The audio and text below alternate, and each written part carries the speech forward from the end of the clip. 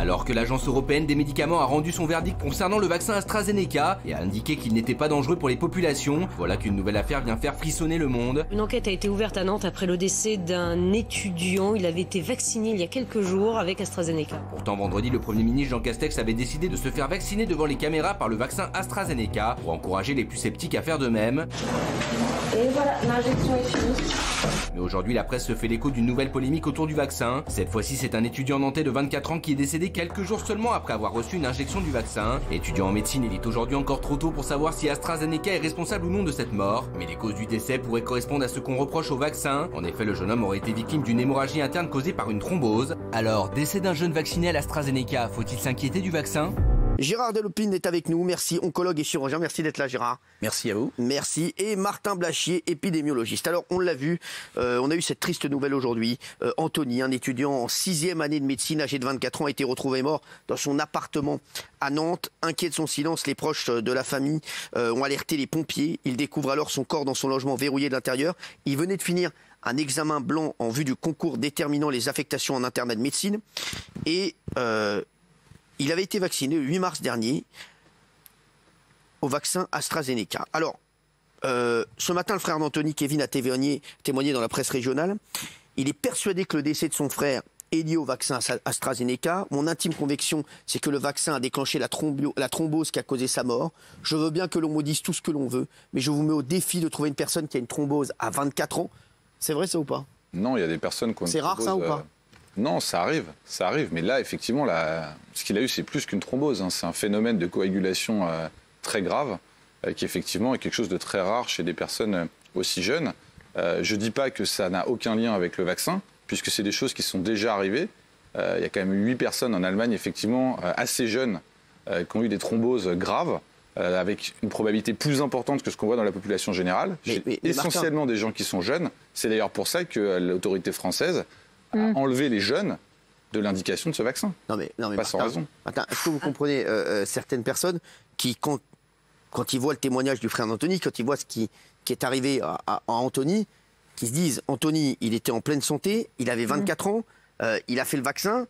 Il y a beaucoup de gens voilà, et qui vont se dire, je pense qu'on va quand même pas y aller.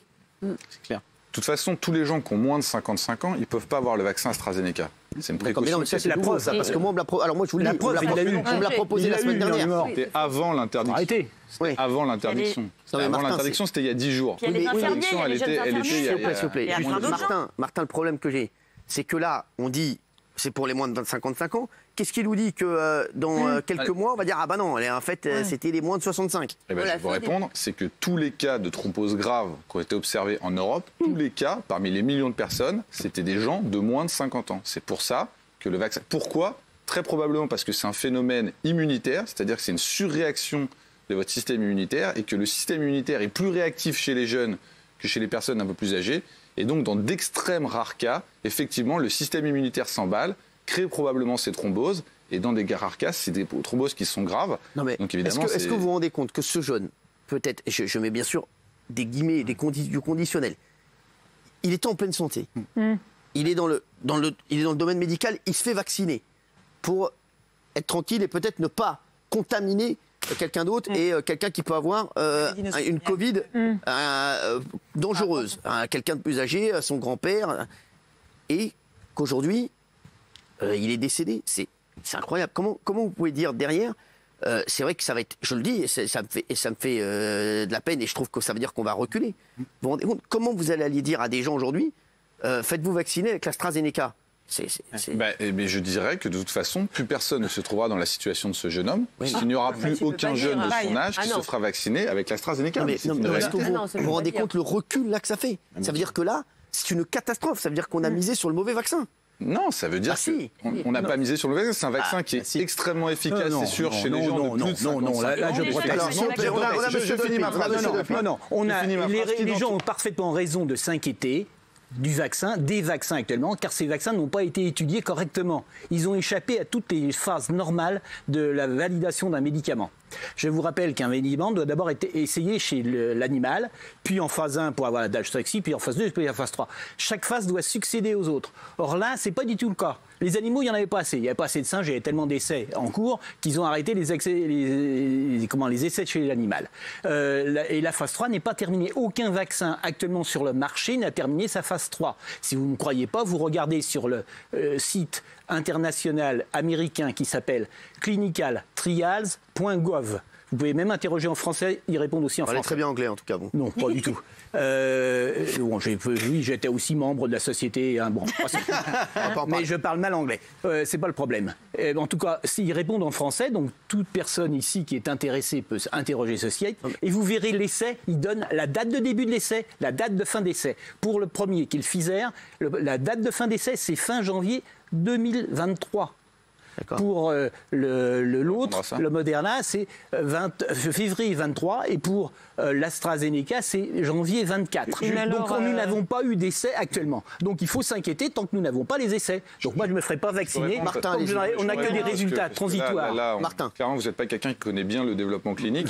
Parce que la plupart des médicaments et des vaccins qui sont mis sur le marché sont mis avant. C'est un scandale total. Non. Laissez-moi finir. Sous prétexte de l'urgence qui n'existe pas. Laissez-moi finir. Il y a toujours une espèce de phase qui s'appelle une phase d'extension qui fait qu'on continue de surveiller et de suivre les ça c'est la phase 4. Je suis désolé, le surveiller après c'est la phase 4, ça n'est pas la phase 3. L'extension de la phase 3, vous renseignerez, c'est quelque chose que je connais très bien. J'aimerais qu'on reste sur... Il n'y a pas eu d'essai correctement fait sur les vaccins. Dans le développement de ces vaccins, il arrive parfois que des médicaments qui sont mis sur le marché révèlent, quand ils sont utilisés par un très grand nombre de personnes, quelques très rares cas d'événements secondaires, ce qui nous emmène à revoir l'indication du produit. C'est regrettable pour les quelques personnes, effectivement, qui ont subi cet événement indésirable, mais ça arrive tous les jours pour les médicaments et les vaccins. Martin Blachier, juste question. On s'est dit au départ, le Pfizer, c'est pour les personnes plus âgées. L'AstraZeneca, c'est pour les plus jeunes. On se rend compte aujourd'hui qu'en fait, non. Le Pfizer, c'est pour les plus âgés. L'AstraZeneca, c'est pour les plus âgés. Non, il était interdit l'AstraZeneca au plus de 65 ans au départ. Absolument. Nicolas Pernicot. Non, moi l'inquiétude, on va revenir sur l'AstraZeneca. L'inquiétude que j'ai, c'est l'information qui vient de tomber. Vous êtes au courant aux États-Unis, où l'une des agences de santé dit qu'il y a eu des utilisations d'informations obsolètes pour essayer de prouver l'efficacité du vaccin. Donc ça, là-dessus, Martin, vous répondez quoi? Parce que l'information est tombée, elle est grave. Je réponds. Vous savez, on dit qu'il n'y a pas eu ces événements en Grande-Bretagne. Non mais sur ça. Non mais juste, attendez, je vais dire, en Grande-Bretagne, ils ont vacciné 11 millions de personnes avec l'AstraZeneca, il n'y a pas eu ces cas de thrombose. Pourquoi? Parce qu'il a été utilisé dans la population âgée, essentiellement dans la population de gens qui ont plus de 65 ans. Donc ils n'ont pas vu ces thromboses et c'est l'utilisation qu'on va en faire. Et les études écossaises sur des centaines de milliers de personnes montrent que l'efficacité sur les formes sévères, il est de 100% sur 700 000 Britanniques.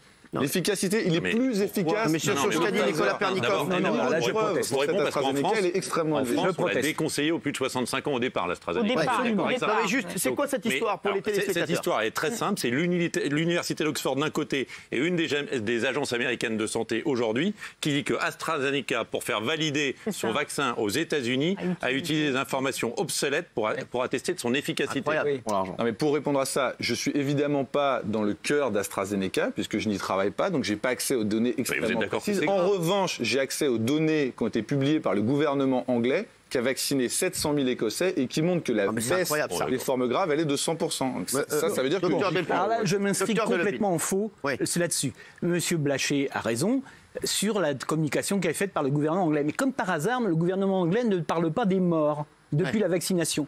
La vaccination a commencé en Angleterre le 4 décembre. Nous avons donc plus de 3 mois. Les mois qui ont suivi la vaccination ont battu tous les records de mortalité et de contamination. Le taux de contamination quotidienne, d'après les chiffres de l'OMS, a été multiplié par 3 entre avant la crise et après la vaccin dans les 3 mois. Alors c'est vrai, donc il y a eu beaucoup plus de morts. Il y a eu autant de morts dans les 2 mois qui ont suivi la vaccination que dans tous les mois précédant l'épidémie. Super. Donc c'est colossal. Et ça, le gouvernement ne dit rien. Vous trouvez ça, tous ces chiffres dans l'OMS. Est-ce que quand on voit cette thrombose et ce jeune homme de 24 ans, est-ce qu'il faut s'inquiéter ou est-ce que la mesure qui a été prise de ne plus vacciner les moins de 55 ans avec l'AstraZeneca est suffisante? Alors, dans l'immédiat, oui. Mais, donc vous êtes d'accord avec Martin Blachier là-dessus? Attention. Je suis d'accord que, l'AstraZeneca ne doit pas être donné en dessous de 55 ans. comme c'est dit par là. Deuxièmement, que l'AstraZeneca ne doit pas être donnée après 65 ans, comme ça avait été dit. Je suis désolé, ce sont les 55 ans, 1 mois et 2 jours. Ce sont exactement les recommandations de la Haute Autorité de Santé actuelle. Je dis plus rien. Ça, je suis désolé. Non, mais c'est ce qu'ils avaient dit au départ, Martin. C'est écrit, alors attendez, laissez-moi juste répondre. Pourquoi ils ont dit ça? Parce qu'il y avait très peu de patients qui avaient plus de 65 ans dans l'estresse d'AstraZeneca. Depuis là, on a eu les données anglaises où ils ont vacciné massivement les gens de plus de 65 ans et ils ont bien montré que la réduction de mortalité était considérable et la réduction de formes graves était aussi considérable. Écoutez, lisez la publication. Oui, mais si je l'ai lu cette publication, je prétends qu'elle est fausse, qu'elle ne correspond pas aux résultats de l'OMS. Juste, alors il faudrait savoir. Ils n'ont pas expliqué ça. Ils n'ont pas parlé de la mortalité. Martin, aujourd'hui, quand on a entre 30 et 50 ans et qu'on veut se faire, et 55 ans et qu'on veut se faire vacciner, on fait quoi? Voilà. Aujourd'hui, on se fera plus pour l'instant, on n'a pas de vaccination. D'accord. Faut le dire. Alors, on pourra utiliser le vaccin Pfizer, mais il est réservé aux gens qui ont plus de 75 ans, qui sont priorisés dans la stratégie vaccinale. La stratégie, elle est bonne. Aujourd'hui, les personnes plus jeunes ne sont pas vaccinées. La stratégie, elle est bonne. La stratégie est bonne. Il faut absolument vacciner les personnes aujourd'hui qui vont en réanimation. C'est les gens qui ont plus de 50 ans. Donc il faut massivement vacciner les gens de plus de 50 ans en commençant par les personnes les plus âgées. J'ai un garçon qui a moins de 50 ans, qui a 41 ans, Moundir, que j'embrasse, qui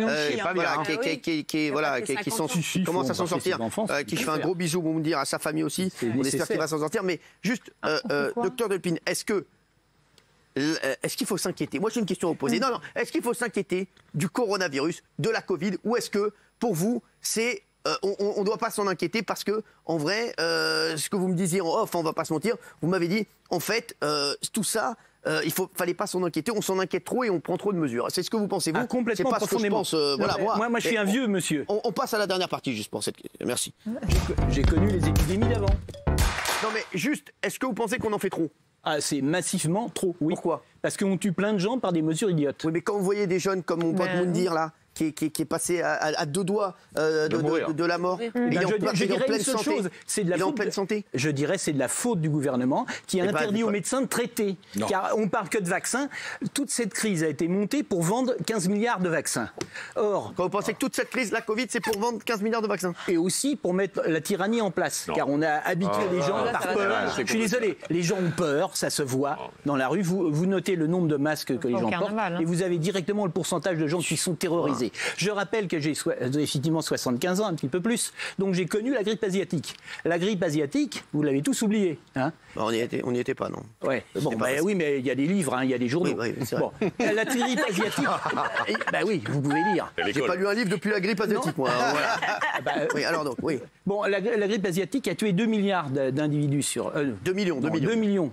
D'individus sur Terre, à une époque où la population était moitié moins d'actuelle. Ce qui veut dire c'est l'équivalent actuellement de 4 millions de personnes. Le Covid n'est qu'à 2,6 millions actuellement en un an. Non, mais on peut pas dire. Je dis que parce que si on regarde en nombre d'années perdues, le Covid ne fait que, comme faisaient toutes les grippes ordinaires, tuer les gens qui ont 6 mois. Donc, oui, mais ce n'est pas une maladie épouvantable, ce n'est pas la peste. Docteur, moi je vous aime beaucoup. Une fois de plus, vous venez sur un plateau de télé pour nous dire une chose qui est peut-être vraie, mais qui ne fait pas du tout avancer les choses. Mais attendez, on est tous dans le... Si pour avancer les choses, il faut laisser les médecins, les docteurs traiter. Or, on interdit aux docteurs de traiter. Je veux dire, la grippe, nous savons tous, même s'il faut les antibiotiques, c'est pas automatique, que chez les vieux, donner des antibiotiques quand ils font une grippe, ça protège des infections bactériennes. Le gouvernement a interdit. C'est la chloroquine qu'il fallait donner? Il fallait, je pense, donner entre autres la chloroquine. Il n'y a pas que la chloroquine. Et il fallait aussi donner un antibiotique. Car dans le traitement Raoult, ce n'est pas la chloroquine miracle. La chloroquine joue un peu et l'antibiotique joue beaucoup. Docteur Delpine, juste. Pour vous, cette crise, elle existe, cette maladie? Bien entendu, c'est une vraie maladie tout à fait méchante. Oui, mais pourquoi elle a été... Pourquoi aujourd'hui, vous pensez que... Là, on le sait. Pourquoi le gouvernement français... prendrait des mesures qui économiquement vont nous foutre dans une guerre de noir. Non, c'est pas nous foutre entier. D'abord, ce n'est pas le monde entier, ce n'est seulement la moitié et essentiellement les pays industrialisés qui ont pris ces mesures. Je suis désolé. Et donc les autres pays, par exemple. Est-ce que vous pouvez m'expliquer votre théorie pour les téléspectateurs, qui n'engage que vous, bien sûr? Expliquez-moi votre théorie. Bon, pour moi, c'est très simple. Une maladie, ça se traite. Or, on a non seulement refusé de traiter, mais en plus, on a interdit aux médecins de traiter. Il faut remarquer que la chloroquine, moi j'en ai pris quand j'allais en Afrique de manière courante et j'allais chez le pharmacien, on me les donnait comme ça, sans ordonnance, sans rien. Bon, la chloroquine est un des médicaments qui a plus de 50 ans d'existence, qui a traité plusieurs milliards et il n'y a pas eu d'incident. Brutalement, on nous raconte, c'est un produit extrêmement dangereux qui tue. Et pourquoi? Parce que, alors on y arrive, pour vendre des vaccins. Car la mise actuellement sur le marché des vaccins ne tient qu'à l'absence de traitement. Est-ce que je peux répondre juste une chose? Bien sûr, Martin. Le vaccin AstraZeneca et le vaccin Johnson est fait à prix coûtant par le laboratoire. Attendez. À prix regardez. Non, alors là. Vérifiez. Monsieur Blachier, vous êtes trop proche. Enfin, votre épouse est trop proche du LEM. On sait que le LEM, c'est le syndicat. Michel Lem? Non, le LEM. Oui, c'est quoi ça? C'est quoi ça? Les entreprises du médicament. D'accord. C'est le syndicat des entreprises du médicament. Okay. Et donc leur but, c'est de vendre de nouveaux médicaments chers, parce que les vieux, surtout pas. Mon ex-épouse travaille à l'hôpital et elle n'est pas du tout au LEM, mais bon, c'est pas grave. C'est votre ex-épouse en plus? Ouais, j'ai une ex-épouse qui travaille dans un hôpital, mais là, il y a une rumeur qui court que ma tante serait mon épouse et qui effectivement travaille. Ma tante serait votre épouse? C'est une rumeur mon père s'appelle Maurice. Et ma femme, c'est une rumeur qui court sur le. Juste pour répondre sur cette histoire, parce que je veux dire les choses, Oxford a conclu avec AstraZeneca. Il a dit on travaille avec vous si le vaccin est disponible à prix coûtant pour le monde entier. C'est effectivement le cas. Le laboratoire Johnson a eu beaucoup de financement de la part de l'État américain, entre autres, et ils vendent le vaccin à prix coûtant. Voilà. Donc c'est pas pour faire de l'argent qu'AstraZeneca commercialise ce vaccin, puisqu'ils le font à prix coûtant. Ils n'ont que des coûts à prendre s'ils sont en train de prendre. Attendez, cette thrombose qu'a eu ce jeune homme, vraiment, et cette affaire qui a bouleversé tout le monde. Qu'est-ce qui fait que ce vaccin AstraZeneca donne des thromboses? On ne sait pas exactement le mécanisme. Déjà, on n'est pas certain aujourd'hui que ce vaccin donne des thromboses. On a noté qu'il y avait de très rares personnes assez jeunes qui avaient fait des thromboses graves après avoir reçu le vaccin. Non mais attendez, je vous donne les faits, je ne suis pas en train de nier. Deuxièmement, on ne connaît pas le mécanisme. Il est possible que ce soit un mécanisme qui soit lié à l'immunité des gens qui reçoivent le vaccin, qui réagissent très fort parce qu'ils ont un système immunitaire vigoureux. Et il y a des phénomènes de coagulation discrets qui sont aussi très graves. Ce qui, par principe de précaution, a fait qu'on ne vaccine plus les jeunes. Ça n'arrive jamais chez les gens qui ont plus de 50 ans. Vous comprenez qu'il y a des gens qui flippent, qui disent je ne vais pas faire l'AstraZeneca. Si je suis là pour expliquer ce qu'il y a, c'est que je comprends qu'il y a des gens qui flippent. Moi, j'ai rien dit sur votre tante ou quelque chose. Donc, juste, avant que je vous libère, Monsieur Delépine, est-ce que vous pouvez expliquer aux téléspectateurs, votre théorie sur toute cette histoire, toute cette épidémie, toute cette pandémie? Cette pandémie est donc une grippe un peu plus mauvaise que d'habitude, du même ordre que la grippe asiatique, pour lequel on n'a pas confiné, on n'a pas emmerdé le peuple, je veux dire. Et pourquoi on emmerde le peuple? Pour plusieurs raisons. Un, parce qu'il y a une crise financière qui quand même est colossale et dont actuellement les grandes banques ne savent pas comment s'en sortir. Et donc quoi, ils se sont dit on va lancer une pandémie? Non, c'est pas eux qui ont lancé la pandémie. La pandémie est arrivée, mais on nous fait actuellement le même coup qu'on a essayé de nous faire pour la H1N1. Je vous rappelle que pour la H1N1, on nous avait dit c'est terrible. Le ministre a dit il faut absolument, il y a des jeunes qui sont en train de mourir, etc. Et c'était conçu comme une grippette en fait. En fin de truc, la H1N1 a tué beaucoup moins de Français que les grippes ordinaires. Bon, et là on nous refait le même coup. On a une grippe qui n'a pas été créée par les économistes ni par les big pharma, je les absous absolument de ce péché, mais qui a été utilisée, surutilisée, et dont on a créé les ministres. Quand j'entends le virus est un être malin qui déjoue nos... Enfin, le virus c'est pas un être, il faut arrêter, ils pensent pas. Est-ce qu'il faut s'inquiéter des variants ou pas du tout? Alors les variants, c'est une histoire naturelle. Les virus ARN, puisque c'est un virus ARN, ça mute souvent. Et à chaque mutation, on a un variant. La règle générale, je dis bien générale, je ne suis pas prophète, je ne sais pas ce qui arrivera dans 3 jours. Mais la règle générale, c'est que plus un virus mute, plus il devient contagieux et moins il devient dangereux. Voilà, c'est-à-dire qu'en échange, sa mortalité c'est la règle, diminue. mais on ne sait jamais. On ne sait jamais, personne, sauf Ferguson qui a promis que si on ne se fermait pas... Ferguson, on va rappeler que c'est celui qui a C'est un mathématicien, M. Blachier doit très bien connaître ce sujet. Qui a conseillé Emmanuel Macron. Oui, et qui a promis qu'il y aurait, par exemple... C'est pas l'entraîneur de Manchester United. Non. C'est Nels Ferguson, de l'Imperial College, qui avait promis qu'il y aurait 500 000 morts en France. Et Macron a pris peur. Ouais. Bon. Alors, on va regarder. Est-ce qu'en pensent les téléspectateurs? Oui, à 70%. Non, à 30%, c'est normal. Voilà, le résultat, il est complètement normal avec ce qui s'est passé. Merci.